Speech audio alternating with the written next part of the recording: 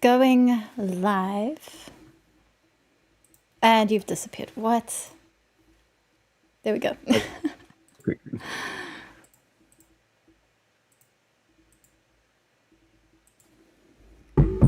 Theoretically, the stream has begun. Just checking. Okay, I do hear you. I do see me. Theoretically, the stream has begun. Just checking. Okay, YouTube side is hear good. You. Yep. Can hear you, hear me. We're all good?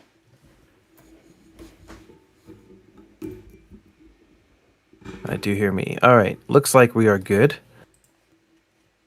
Great. Okay, so welcome everybody to, I think it's been a bit of a delay since we last did this, especially a live stream, to episode 24 of Hail Xal'atath, where we haven't really said we're talking about anything specific. There's just so much to talk about as far as midnight is concerned. So today's stream theme is midnight.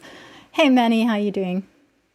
I'm doing okay. I've been talking a lot of WoW because they've been giving us little bits and little pieces, and every little bit they give forms 20 more questions. So even though it's like a broad topic, there is a lot to discuss when it comes to midnight. For those who haven't been following your YouTube, you put up our little live reaction, and even then we had a lot of lore to talk about. Poor Rochi had to sit there and listen to us prattle. But now we get the stage all to ourselves, so let's get into it. Yes, and clearly we were wrong because, neither of us mentioned Liadrin's chin, which apparently that's the only thing that's worth talking about as far as the cinematic goes. So, shame on us. Terrible. We're terrible at the lore because it didn't even occur to me. In my defense, my toxic masculinity is internalized. I don't have to say it out loud. So what you're saying is you were thinking, I don't like that chin, hey? I was like, oh yeah, no, that's not my style. So clearly, it's not suited to my gaze. This is all bad. And in my defense, I was too busy looking at Xal'atath to realize that Liadrin is literally the ugliest person ever to exist in World of Warcraft's history or something. I don't know. Yeah, something like that. Oh, people, internet, go find grass, touch it, come back, you'll be better. Yeah, you see, this is my problem. There is just too much grass where I live. I'm always touching grass. It's an issue. I mean, there have been some pretty bad internet takes out there, but we're going to leave those behind and talk about, something a little bit more centered on the lore, other than changing facial features, I guess. Yes. So, where do you want to begin with this? Well, I guess we've already spoken about the cinematic at length. So let's talk about where we're heading in Midnight. How much the information about Midnight has been very difficult to get a hold of. From all accounts, Gamescom didn't quite go as planned. I didn't even know this, but apparently they originally promised a panel with Chris Metzen, but they did say before Gamescom started, they had said that's not happening anymore. But apparently a lot of people didn't know that and were expecting the panel and were kind of waiting for it. It is a real shame. I would have loved to see Chris Metzen talking about Midnight. I don't think we've seen him really since the previous BlizzCon from The War Within. So I hope that at some point they manage to sit him down and have a chat with him. I do think maybe doing it live isn't necessarily always going to be the best choice, but they could surely do a recording. And otherwise, getting hold of Blizzard information, like Taliesin and Evertel's fireside chat still isn't out. The best we've got is a Twitch stream that Nagura did where she talks through a whole bunch of it and then leaves early. And then they did on their podcast, they covered some of the questions, they transcribed some of them and read them out, but it wasn't all of it. So no doubt there was some mysterious information from that we'll never hear now. And then a lot of the information is in shorts and with different interviews that are found all over YouTube. They're not all in one place. So it is tricky to know, what do we even know about Midnight apart from the developer panel? But I have... Yeah. Sorry, go ahead. Well, I have managed to hunt down most of it, I think. Although I have to admit, I didn't watch all the shorts. I know I should just sit down and watch through them. And I was going to, and I just haven't yet. I suspect they're not The short is that they are short, and there is info in there. They have been now releasing articles that have been basically pulling the information. So it's nothing new in these articles if you have been on top of everything. But as you have been saying, it's hard to be on top of everything. There was one bit of new information, which is that Blizzard player housing is going to be faction locked, in that the external house, the outside of your house, is going to be locked to your neighborhood. So I think Horde are getting Orc and Blood Elf to begin with, and Alliance are getting all Horde are going to be Blood Elf. Yes, I see a lot. I foresee a lot of Blood Elf neighborhoods. Alliance are getting human, and I didn't actually notice what was the other thing Alliance are getting. Night Elf. Oh, that's nice. That's a cool one. And the thing is, so this was something that Taliesin and Nevitar asked in one of their chats. And they said, are we going to be able to have, for example, a Night Elf building in a Horde neighborhood? And they went, yes. But they didn't go, yes, absolutely. They went, yes. And when I saw that, I said, no. They weren't certain what that question was. They were a bit confused. They weren't certain of the answer. And they were trying to stick with, I think they've been told, emphasize the boundless self-expression, emphasize the fact that if you're Alliance, you can visit the Horde neighborhood. If you're Horde, you can visit the Alliance neighborhood.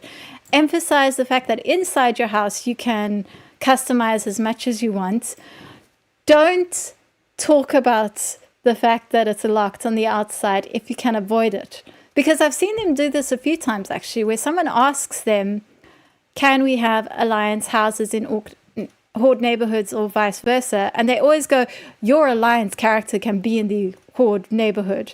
You know, you can see they've been almost taught to sort of pivot the conversation to what you can do rather than focus on what you can't do. And I think they were sort of trying to do that and ended up saying you can have Night Elf houses in Horde neighborhoods. And then both Taliesin and Nevitar and Wowhead took that and ran with it and posted the headlines everywhere. And then they had to come out with the blog post where they finally had to admit that actually, no, they are locking those to neighborhoods. I think it was very funny. I mean, PR training 101. If you don't know the answer, it is better to say you don't know the answer than to have to walk it back later. That's not just Blizzard employees. That's just everybody. But also, like, there's been a couple of things, even during Gamescom itself, where they've had to sort of go back on something because the information has been updated. Like, will we get anything out of Prey? It's like, well, no, it's pure cosmetics and stuff. And then they changed and said, no, we're adding it to the world tier. Like, in between the space of days. And he's like, yeah, we were talking with the teams back in NA. And so now we are going to have you be able to actually get something power-wise out of this.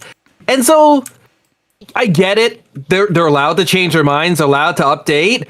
And I'm really hoping that they do actually update and change this and go, you know what? We've heard that feedback. We are going to allow you to put your like Night Elf building right in that like Azara style place that is the Horde neighborhood. But like, I don't know. I think that they, just from the outside, if they had to make a compromise, I would say if it's a private neighborhood, if it's a guild neighborhood, take off that restriction. If it's a public neighborhood, I guess. But once you're in a guild with somebody, your house can represent your faction. You don't have to be like, oh, my guild went into the horde neighborhoods, so I guess I can't represent my faction on the outside. That seems wrong.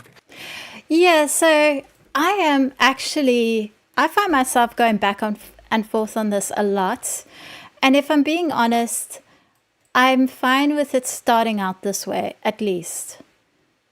Because I do see the perspective of it's going to be a bit weird if these neighborhoods are exactly the same, and you let people do exactly what you want with them, because then what's going to differentiate the Alliance from the Horde, really?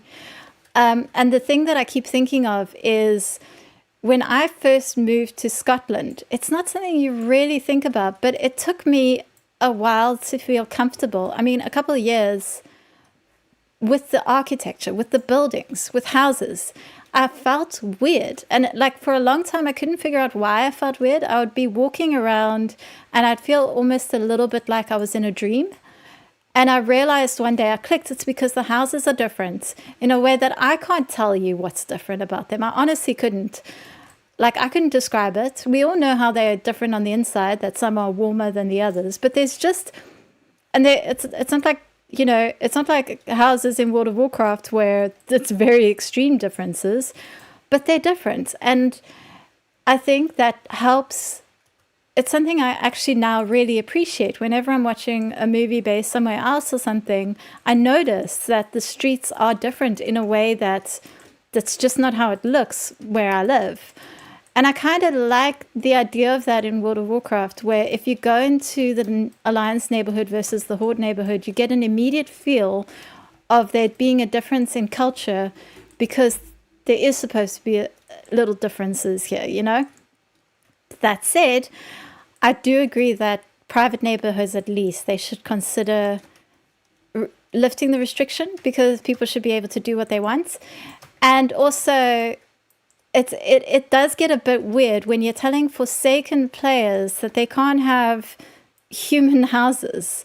Like, why not? They're undead humans. They would live in human houses, just ones that have a bit more cobwebs on them, or have a bit of a gothic aesthetic. But quite often, you know, Forsaken are supposed to be living in a version of human. And also, I've had people say they were kind of hoping to use Night Elf architecture to sort of get a feel for like Tauren architecture, because Orc and Blood Elf isn't going to work, but they felt they could have done something with Night Elf.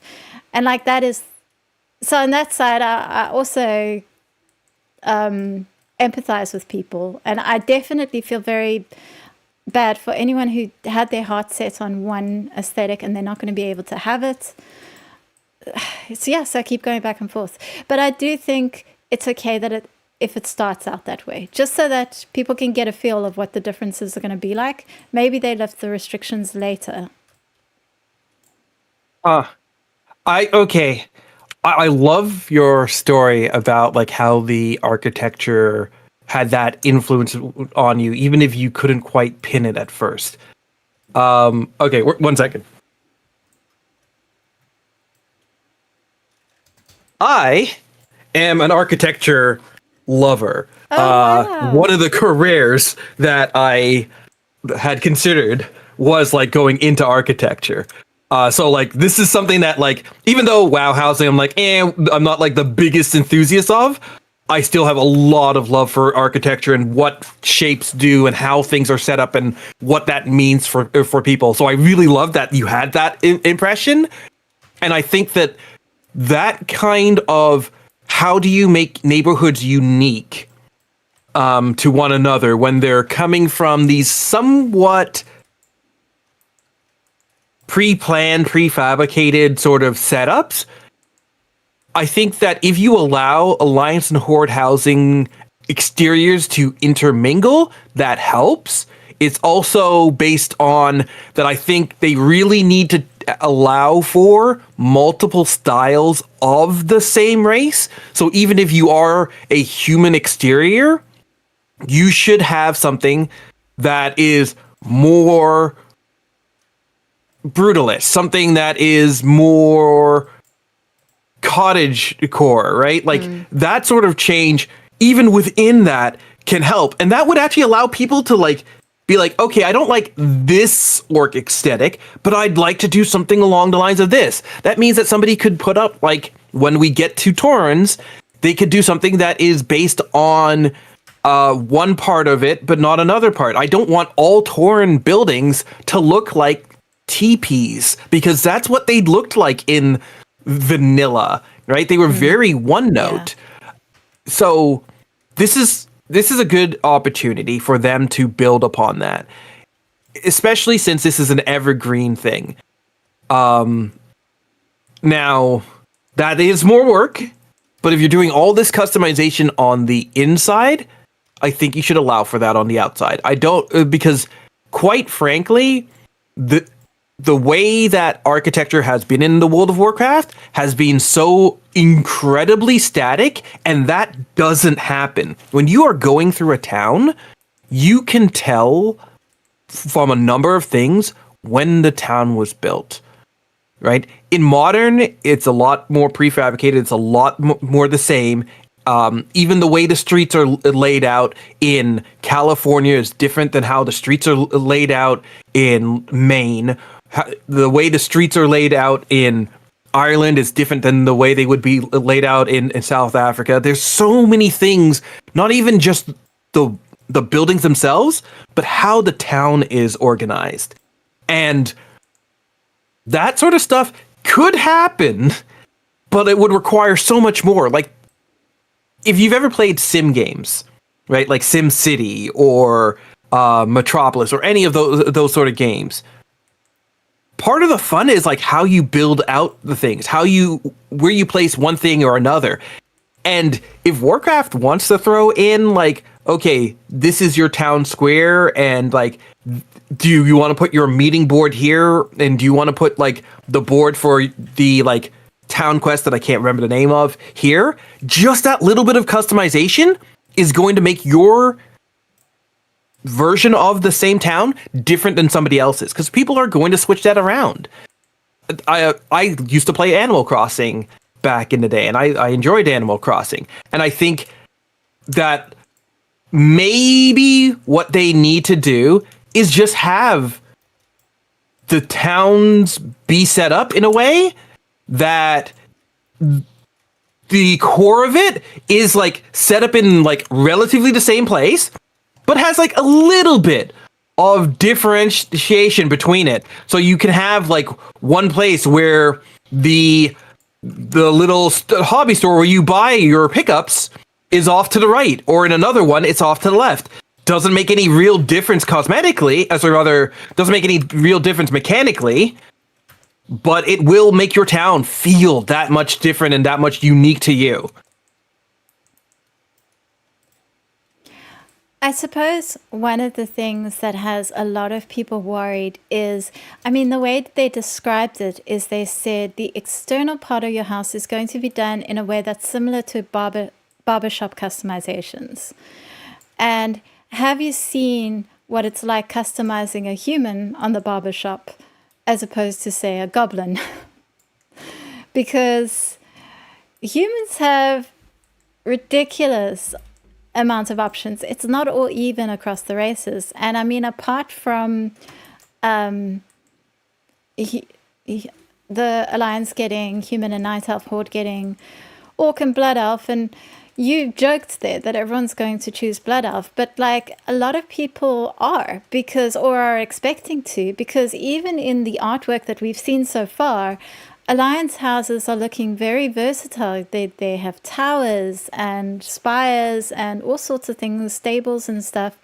And so far, most of the orc houses seem to be more or less the same shape, with the same, the same circular design that we've seen all over the orc hut. And like, I would really hope that at least that is more versatile.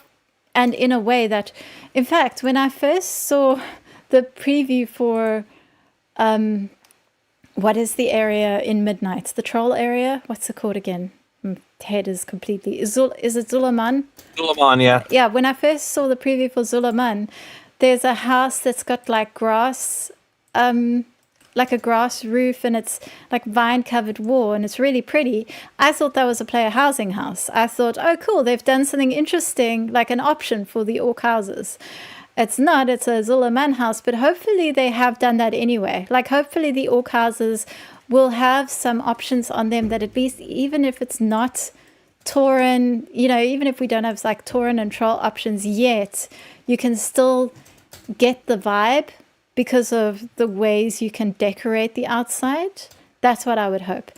At first, I thought we would be able to decorate the outside the same that we can with the inside, where you can change the size and change the colors and all of that.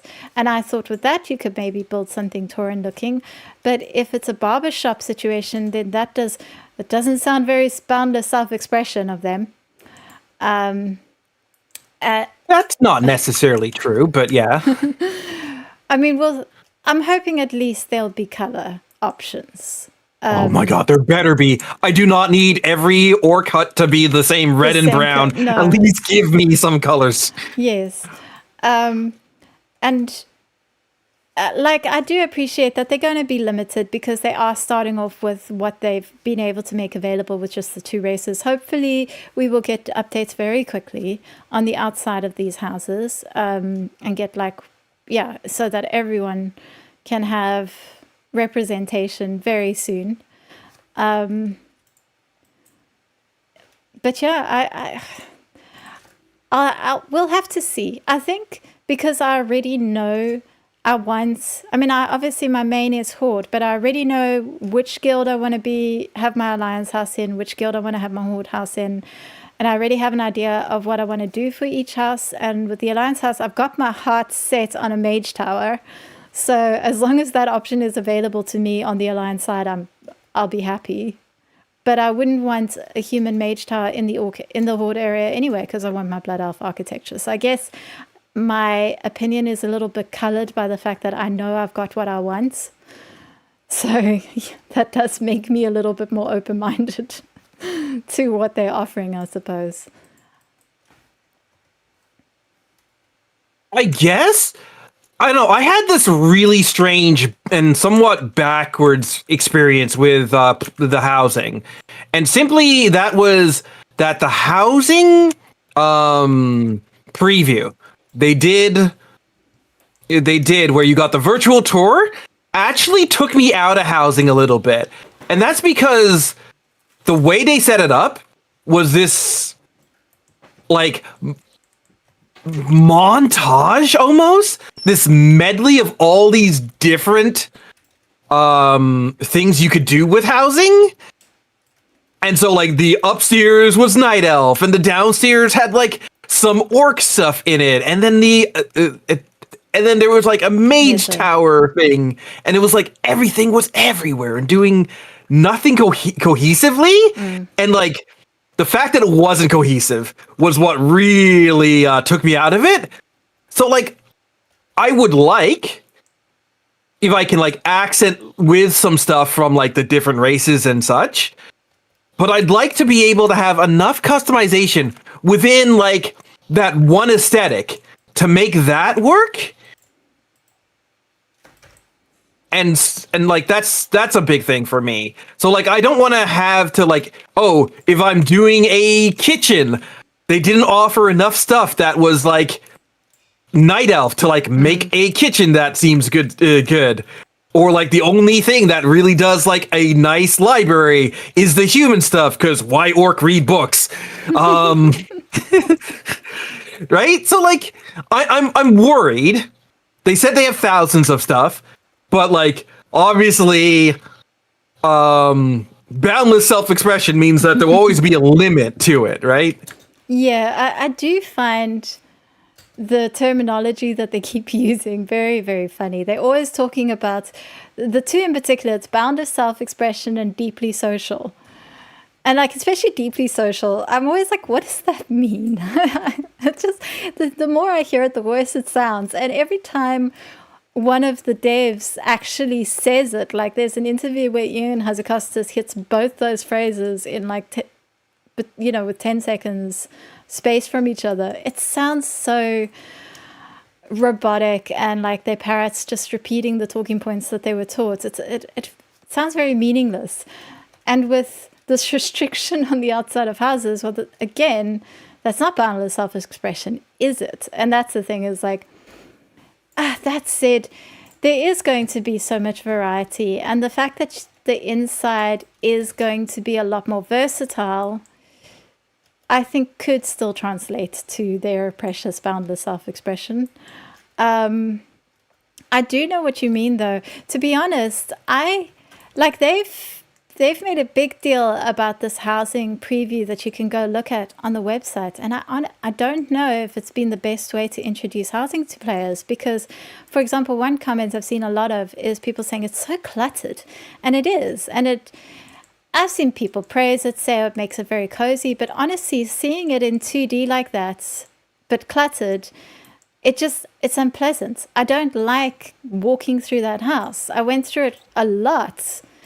And I realized I don't like it. I do not like this house. And it's not a criticism of the people who designed it, but it feels you're not in it like you would be in the game. And because of that, it does feel overly cluttered. And because as you say, they're trying to show off all these different styles, the mismatch is noticeable and it's kind of irritating. So I don't think it is actually the best way. Honestly, I think they should have really considered letting people try out a very, very basic player housing instead themselves, so that you can go into it yourself and get a feel for it that way. I think that would have made a better impression. But I don't think it matters at the end of the day. I mean, I know for one, I'm so excited regardless. It really... You can't put me off it at this stage. It doesn't matter what you say. I'm still excited. And I think a lot of people who are excited for player housing feel the same way. Yeah, like anybody who's looks at that and gets a little bit of anxiety because everything is everywhere. Congratulations, you're my type of person. My house will never be like that. No, mine either. Less is more. Yeah. Exactly. And so I concede that the person who built that house was doing it for completely different reasons than players would normally build a house. That was meant to showcase how many different things you could do and how you can put different things together and hit all these motifs and all of that. Like I said, my house will be obviously a lot less cluttered. My house will be designed for me and not the entire plethora of different styles and tastes that the World of Warcraft player base has, that person who designed that, they weren't even designing it for themselves, right? Yeah. So I give it all the slack in the world. It's just that it hit all of my the wrong nerves for me, where I was just ah. Yeah, same. It's no, this is I don't like this. This is a mess. Yeah. I think if they could have at least done some sort of virtual experience where you get to adjust what they've got there, that could have been better as well, so that you can take some things down. Yeah, maybe. But I do think that they already are addressing that, because it coming in 11.2.7, we're going to be able to start with housing as long as you've put up the money and pre-order at midnight. which I have to admit I have. I always do the pre-order anyway. It's just, I know I'm going to be buying it anyway. So I know I'm going to be buying it. I just have zero wish to give 0% interest-free loans to multi-billion-dollar companies when I could use that money myself. Thank you very much. And I do have other reasons as well, but that's a separate conversation.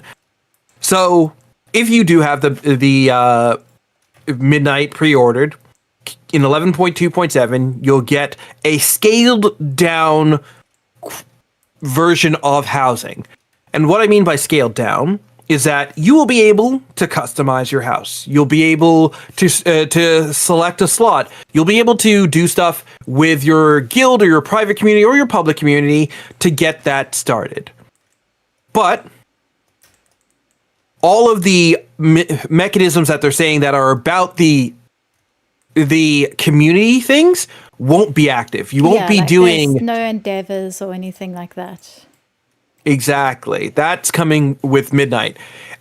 Regardless of whether you get Midnight or not, the systems will be in there so that you can, if you want to get something for the house but you don't have the house yet, you can go kill a Nixia and get the Nixia, the achievement that's linked to Nixia's head and all that. All that's going to be available.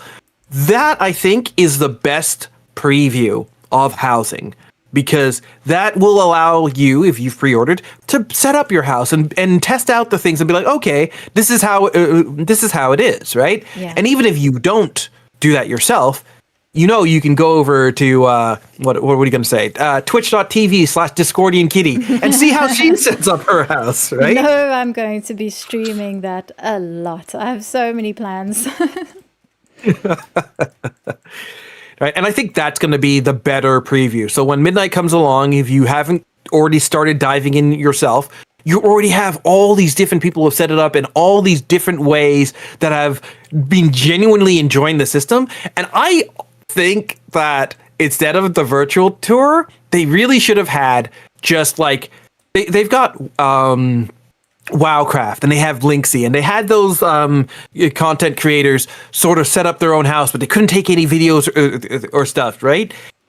Just do one thing where you like take Discordian Kitty and you sit her down with a camera crew and she makes her house and it's like, oh, I love this was great and all of that, and just put that video out on your YouTube. That's it. Like, they are still marketing this in a way that is similar to the rest of World of Warcraft, but this is so cozy gaming. They should just pivot a little bit and market it as cozy gaming comes to World of Warcraft. I suppose we can't expect their marketing to be particularly innovative when they keep gutting their marketing teams. I want to say they outsourced it at this point, but yeah, you're right. I think it's likely. I just want to read this one comment from YouTube, posted a while ago by Robert K. I haven't seen anyone talk about the apparent lack of basements in housing. I'm bummed about that. Basements are such a core part of so many WoW quests and environments. So I would actually hazard a guess that you will be able to make a basement just based on what we've seen so far. I suspect you'll be able to, because they've said the inside and the outside of the house, it's like a TARDIS. They don't have to match at all. And theoretically, all you would have to do to make it a basement is say, here's the door that takes me outside. This is now on the second floor instead of the first floor. Then your first floor is your basement. Like, even if they don't have that at launch, I'm fairly certain they would bring that in sooner or later, the ability to have a basement. I wouldn't assume that there's no basement just because there isn't one in the housing preview. Unless they've said no basements that I'm unaware of. Do you know, Manny? I'm not sure about any statement saying there's no basement. It's just a very weird thing about World of Warcraft is that your ground level is a very set thing. Even now when we've got like what's it called?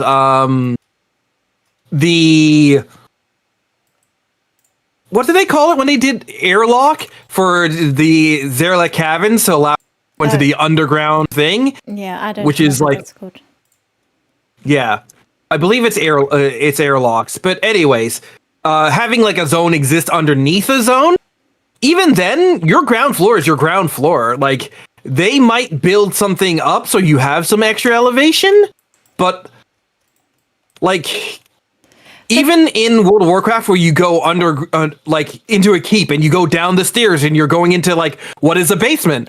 You're not actually going into a basement. That's what the ground floor is coded as. And they just lift you up a bit. Yeah, so it really just depends on where your front door takes you. If you've got your front door taking you to the top floor of your house, then your whole house can be basement. You can have a reverse tower. And I would hope that that's how it works, that you can choose where the front door comes in. I mean, it would be a bit nonsensical if you couldn't, because I think a lot of people would like to do like reverse underground towers, that kind of thing.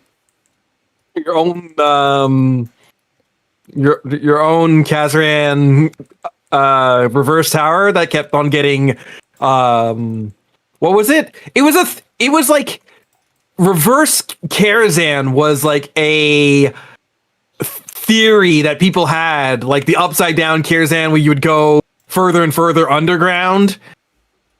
I'd love to be able to build that or see somebody build that. I don't think I would actually build it myself, actually. That would But be so cool. yeah, there's a lot of stuff you could do there. So I do think that that is something that the developers could think about. But it's also one of those things where it's like, I'm not sure what they get out of it and how much they have to put into it to get something out of it. Like, I think a basement, unlocking that basement thing would be very cool. So apparently that's not how the demo works. So at the moment on the demo, the people who played it couldn't make a basement.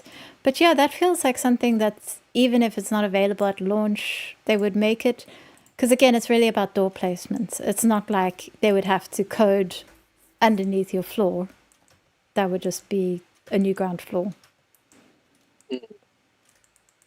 So yeah, I like it is one of these things where I think any feedback we give now, just because of the speed things have been being developed at, anything we give now isn't gonna make it into like the initial offerings.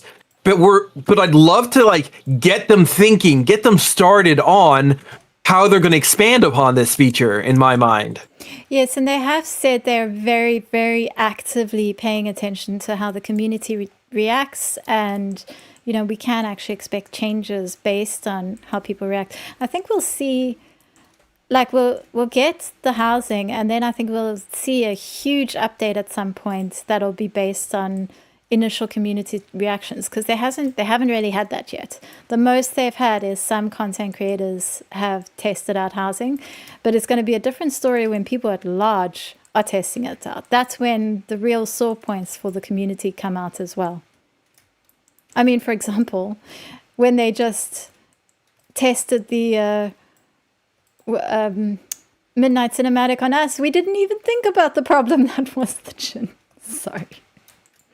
Oh, like I refuse to like. Oh, no, I'm not like I'm refusing to call it a problem. I'm baiting you. I know refusing to take the bait. Yeah, I refuse to call it a problem. I do though think that is another point. Is like there's got to be some restrictions. I do not need people drawing crude things with like hedges in their lawn, right? I don't want an HOA. I just need it locked off. But there is going to be a question of like, how does the community moderate it? Can like obviously you'll be reporting. There'll be reports. Are we going to have to add in a entirely new reporting structure that is based off of people's like lawn care routines? Like, how is, as much as people are like, oh, HOA, please don't do an HOA, are we going to have some form of HOA in this? Well, with the fact that they've said that the outside of houses are going to be more like the barbershop system, I would imagine that means that how creative you can get with what your house looks like on the outside is going to be limited. Unfortunately, that does seem to mean things like if you've got this one chair that you would love to have in your front porch, you're not necessarily going to be able to do that, which I think is a shame and is very not boundless self-expression. That's just based on what that latest blog post said. That's what I got from that. But I think that is the sort of how they would avoid the obvious penis hedges that we're going to be getting otherwise. But on the inside of people's houses, I suppose there's only so much you can do to moderate that. Like at the end of the day, it's people's private estates. You can't necessarily go in unless you've got the permissions to. Maybe there will be some moderation, especially in public realms. But I mean, at the end of the day, if somebody wants to do, I'm not going to go into someone's home in real life and start filing complaints because they've got like erotic art on the wall. people should be allowed. They should actually be allowed to have what they want inside their own homes with player housing. I mean, certain amounts of right of expression should exist inside your home, right? Yeah, I'm waiting for the counter protests. Everybody's going to put up pictures of fruit on their walls. Yes, oh man, that would be great. But I agree with you that like that like the moderation of the inside of people's homes should be far more relaxed. I don't think that it should be like utterly unrestrained, because if somebody starts doing something that is just literally Heinous, hateful and harmful, the truth of the matter is, no, it isn't your private property. It is your space within World of Warcraft servers, and you have no right to like to that level of expression.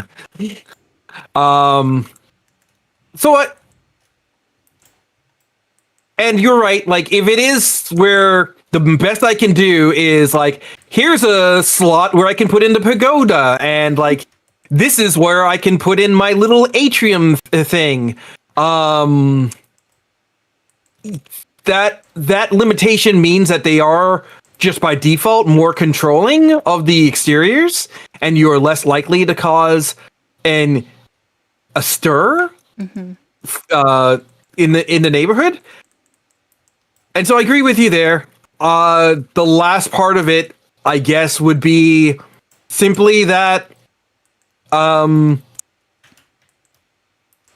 yeah, like if you don't like something that somebody has in their house and it's questionable but not that bad, you can just leave, I guess. So, yeah, I mean, sure. if somebody's decided to shape their house the shape of a penis, then all the more power to them. Built an epic library and a main shower. You're like, wait a second, that's a Johnson. I mean, I'm sure there's going to be people who do it completely by accident as well. So, yeah, but you can't. Have we learned about how you can vote people out of a neighborhood, or sorry, rather, like, how people can leave a neighborhood? Obviously, okay. in the private neighborhoods, it's more about that. Like, you kick them out of the guild, and then the guild leader's like, yeah, you're leaving the neighborhood too. Yes, I think with private neighborhoods, it's somebody, there's like the neighborhood has basically someone in charge. So it's not a homeowners association so much as a homeowners guy. It's just one guy. He gets to make all the decisions. Presumably it's going to be either your guild leader or someone that you trust but like someone's going to be able to make decisions about whether you get kicked out or not. If you do get kicked out of the neighborhood, you keep your house. You just have to find another plot in another neighborhood, but everything you've done with it should stay the same. Public neighborhoods, I don't think you can necessarily kick people out. I mean, I guess we'll have to see. I think the attitude there is if you don't like your neighbors, the onus is on you to move. You can't just, I don't think you can band up against someone and kick them out. It's going to be I'm very confused about how these neighborhoods are going to work. And there's certain things that we're only going to be able to know for sure when we see them in game. One of my very big concerns that only occurred to me recently is I'm terrified that they only let you join one guild neighborhood instead of, have both your neighborhoods be guilds, but two different guilds. Because I've got two guilds I want to have my neighborhoods in, one for the Alliance neighborhood, one for the Horde. And I'd be very upset if one of my neighborhoods have to be public. So I'm really hoping that isn't a restriction. I don't think it would be, but it occurred to me that it might be.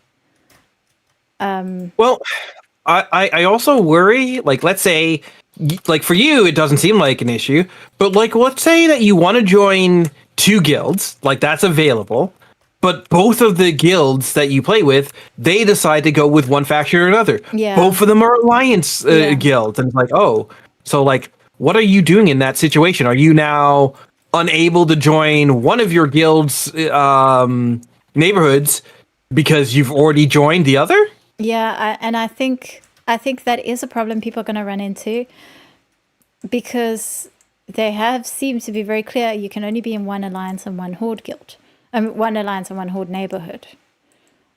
Specifically, again, it's because they don't want people having too many neighborhoods. They don't want people to be spread out and therefore have all these ghost towns, because everyone's, as it is, a lot of people are in guilds that they never participate in because they're in that guild on one alt, that they never play. In fact, that alliance guild that I want to have as my alliance neighborhood, the character that I've got in that guild, I like the guild's Discord, but the character, I never log into them. And I keep trying to get one of the officers online so I can get my other alliance character that I actually do play these days to be invited to the guild. But at the moment, it's like I'm almost never in that guild in game, because that was a character I played a lot during BFA and in Shadowlands, and I stopped after that. So I do see the reason for the restrictions, but it does feel like people are going to start to say, listen, I don't want to be in the alliance neighborhood at all. Can I not just have 2 horde neighborhoods? Is that not possible? It does feel like maybe they should say, look, okay, you can have 2 houses instead of 2 neighborhoods if you really want. Because again, there are people who take role-playing, the faction role-play, very seriously. And I'm not one of them. I'm never going to quite understand them, but I appreciate that this is how they feel. And some people just will not want to be in a horde neighborhood under any circumstances. And it kind of does feel a bit of a shame that they only get the one house as a result, because they don't want the horde. Like, you shouldn't force people into situations they don't want to be in.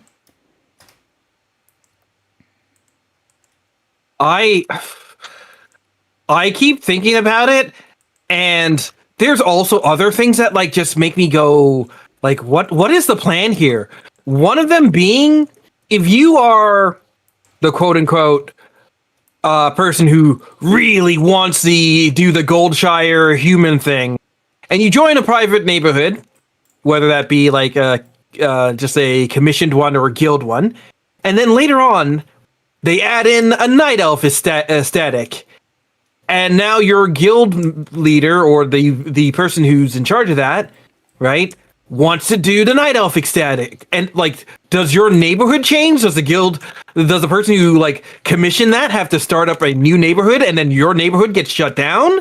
Like, there's a complexity in like, how do you build upon this system when you've already sort of enshrined somebody in? Are they just going to allow you to now, hey, now that we've added in another 2 types of neighborhoods, you can have 2 more neighborhoods? But then doesn't that create that same ghost town problem that you were worried about in the first place? So how this system builds from here is also a weird thing when they give the reasons that they have for the restrictions they have right now. Yeah, it's going to be interesting to see how it ends up working, because another thing I just still struggle to wrap my head around is they've said if I think they have said now that eventually you could lose your house if you haven't been in the game. The equivalent of like you can actually lose a character's name after a certain amount of time. It's a very long time. But eventually, I think they've said that you might lose your plot if it's been they haven't said how long that time limit would be. But they also didn't want people to feel like they're going to lose their houses the way that you can lose them in Final Fantasy XIV. And the thing is, as well as I don't like the system of Final Fantasy XIV, that system is in place. And with World of Warcraft's housing, they have spent a lot of time studying all the other MMO housing models out there and have built something with all these considerations in mind. They are making an attempt to do something better. And I think from what I've seen so far, they may be successful. But it is still, I still do wonder about some of these things. And I think that ghost town, especially, that must be why they're playing it safe to begin with just the two neighborhoods. It's actually amazing they didn't just say, you know what, one neighborhood. But I suppose they knew with the Lions and Horde, you have to have at least the two. Yeah. But a lot of this stuff, it's untested. This has been, they're copying a lot of things from other MMOs, but we haven't seen how their system works and how it fits together and how it works for how the World of Warcraft community is going to react to it. Some of the stuff we're only going to be able to see if it's successful or not once we actually get into the game.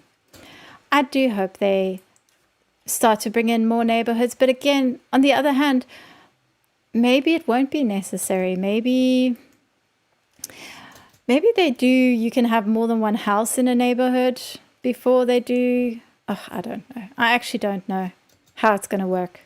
But I do think limiting people in the beginning to avoid the ghost town issue is a good place to start. And then slowly add more houses just to see how that goes, maybe. I think they're being sensible about it. I like your optimism. I am afraid that what's actually happening is that they're not being sensible. They're kicking the problem down the road. Right? They're like, okay, we're going to do this, and you're not going to have to deal with this, and you're not going to get kicked out of your neighborhood. And it's like, yeah, but like, there's a reason that Final Fantasy kick people out of neighborhoods, and there's a benefit to kicking people out of neighborhoods. Yeah, but people don't like that, and they complain about that, so we're not doing that. And it's like, okay, then how are you going to solve this problem?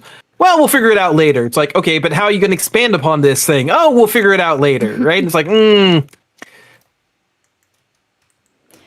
yeah, I don't know. Like, yeah. To be honest, that is often their approach with a lot of things. This is tomorrow's problem. They do that, yeah, quite often. But when they design too much around worrying about tomorrow's problem, that also sucks, because like that's partly what happened with things like all the borrowed power and stuff. They don't want to add something cool today because they're worried that it's going to be more difficult to add more cool things tomorrow. So they sort of limit themselves, and that hasn't translated well quite often when they design that way. Whereas same with stories, sometimes they're worried about tomorrow's story and today's story suffers as a result. Usually they get better results when they just go, you know what, let's just do what we want to do now. And if it's a problem down the line, we'll work that out. It does cause issues for them, but I do also think it tends to work for them a little better. Yeah. Like, I mean, obviously, it's a balancing act, right? Like, it's going to be a problem. When do you deal with it? And I think that with an evergreen system, like housing, I would, even if they are going to change their mind, I would like them to say, we're doing this like this. Our plan is that it will expand like this. And then people will give feedback, and they'll be like, hey, based on the feedback, we're actually going to expand it like this. And even if they don't change it, at least people are warned. What I'm really worried about is the rug being pulled out from underneath people's feet, where they will set up their neighborhood and they'll be like, I'm going to build my Night Elf Tower in my alliance thing, and then they're going to add in the Void Elf towns, and then your guild leader is going to be like, oh, I love Void Elves, I'm going to switch it to... And then suddenly your entire aesthetic is going to be like, why would the Night Elves be in the middle of this tree that is now in like the rift, right? And it shouldn't be able to grow here? Like, yeah, how... I don't think it would be right to allow people to move entire neighborhoods from one neighborhood to another. Like, if you want to do that, then it should be on each individual person to agree to move their plots, because we can move plots. I don't think it would be right to move a whole neighborhood like that. especially if it's one person's decision. Yeah, but then what's the critical mass there? Do you need 50 plus 1? Do you need a unanimous thing? Does it become that the guild leader decommissions the neighborhood and then builds another one? And so now if people want to opt into that neighborhood, they would opt into that neighborhood, but otherwise their house is abandoned and packed up until they move into a public neighborhood? Oh my word, I wonder. Especially with Again, cross-faction one answer, guilds. 20 questions. Yeah. And I do have to point out that we're pushing the time, and our All Things Midnights chat has been an All Housing! Things player housing. I got you talking about it again. That's okay. I was okay with us hammering down on one because, like I said, so much information has come out. It's all over the place. We're trying to coalesce it. If you guys want to talk about different things, I was sitting down with Lex and Sean over at my other show for Azeroth, and we've been going through the articles and such there. I have also had the chance to sit down with Tactics to talk about tanking, and that show came out earlier this week again over for Azeroth. And of course, we're gonna have a lot more conversations here. But until we do, where can people find the amazing lore videos that you've been putting out, including a story so far video? Yes, I did everything we know about Midnight Story so far. You can find it if you're watching on YouTube, right here on YouTube. If you're watching on Twitch, over on YouTube. Wherever you're watching, you can find me here as well. I do stream. I haven't been recently because I am moving house. So once and I mean a real house, not World of Warcraft housing. When I'm moving house in World of Warcraft, I promise I'll stream that. But I'm moving in real house, so things are a little chaotic right now. There's been boxes behind me for ages. So once I'm in the new house, I'll set up a stream and I'll get going again. It won't be for another week or so. But as I say, otherwise you can find me on YouTube. And Manny, apart from that podcast that you just mentioned, where can people find you? I will be all over the place. You can find out me and whatever I'm doing on all socials as TruVillainManny. That's true without the E. Again, that's on Blue Sky, Twitter, Instagram I'm supposedly starting to use, and everything else. But until next time, Hail Xal'atath. Hail Xal'atath.